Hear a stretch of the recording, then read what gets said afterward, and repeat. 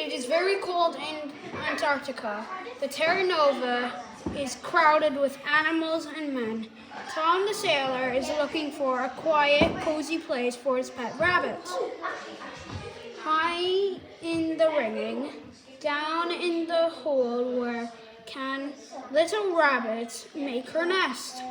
This true story is based on the diaries of men who sailed on board the Terra Nova. A delightful information story that can be read for sheer enjoyment and inspiration.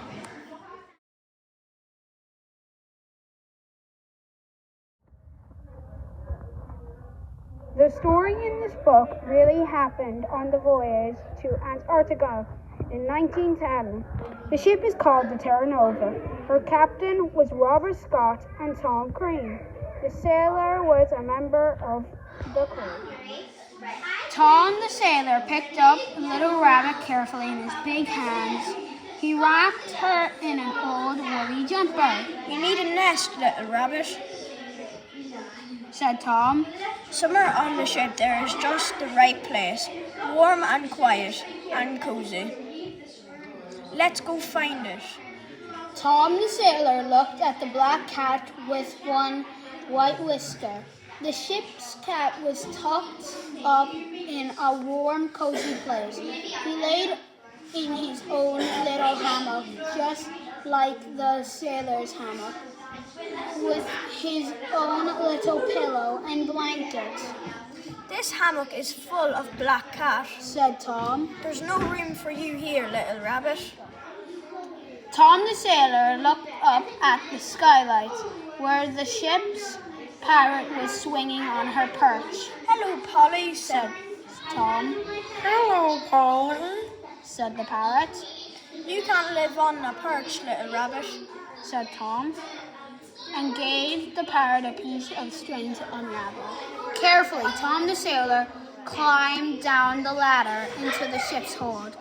There were boxes and stacks and barrels in stacks of heaps. It was very cold. Tom peered around and shivered.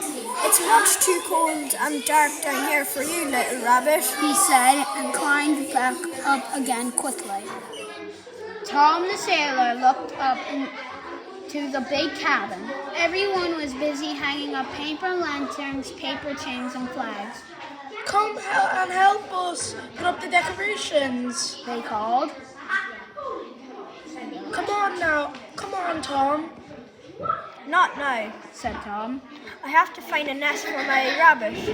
Good smells were coming from the galley. Tom looked around the door.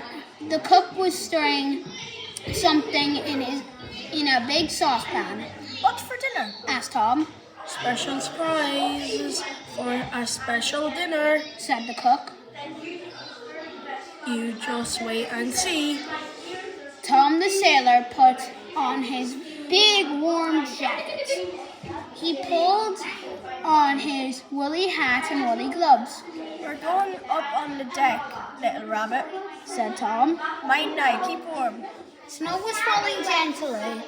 The sea was covered in big pieces of ice like white greens. Icebergs were floating slowly like spiky mountains. Two whales lifted their great backs in a patch of blue and black water, then sank below the surface. Fat silver seals laid on the ice, yawning and scratching themselves with their flippers. A group of penguins stood staring at the ship. More penguins secured across the ice in a long line. One penguin climbed to the top and ice hill, and the other pushed him off.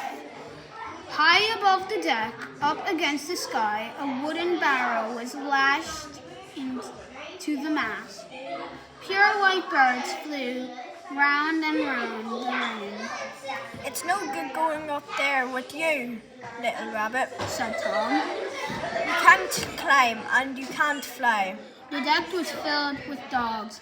Brown dogs, airy dogs, black and yellow dogs with pointy ears and curly tails.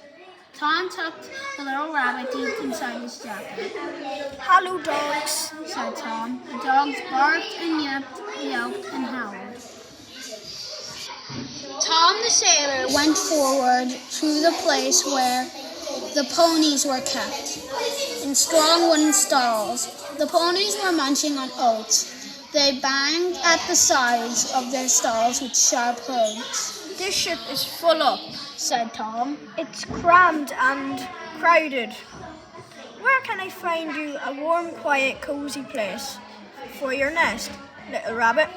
Little Rabbit's long, silky ears dropped.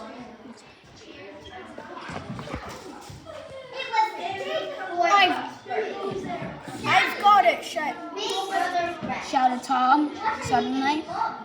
He ran down 8 steps and poked his head into a gap underneath the deck where the hay for the ponies was stored. The air smelled sweet. "Just the place for a nest," said Tom. Carefully, he unwrapped the little rabbit from the old woolly jumper and put her on to the hay. Little Rabbit hopped around and sniffed the hay and lay down. "And now," said Tom happily, "it's time for my Christmas dinner." everyone sat down around the long table in the big cabin. They ate tomato soup, roasted mutton, plum pudding, and mince pies. They opened little parcels from their family. They pulled crackers and played games and sang songs. They were very long way away from home, but it was a good Christmas party. When it was nearly bedtime, Tom went to see Little Rabbit was all right. He poked his head through the gap underneath the deck where the hay was stored. Little Rabbit lay in her warm, cozy nest in the hay. Lying next to her were 7 baby rabbits. "That's the best Christmas present ever," said Tom happily. 17 babies. Now I can give a rabbit to each of my friends." "Well, nearly." And he stroked Little Rabbit's long, silky ears. Tom looked around at night. The deck was covered in glittery snow. The world was utterly quiet and still. The sun was a soft golden ball, and the ice glowed white with purple shadows. "Happy Christmas," said Tom to the world.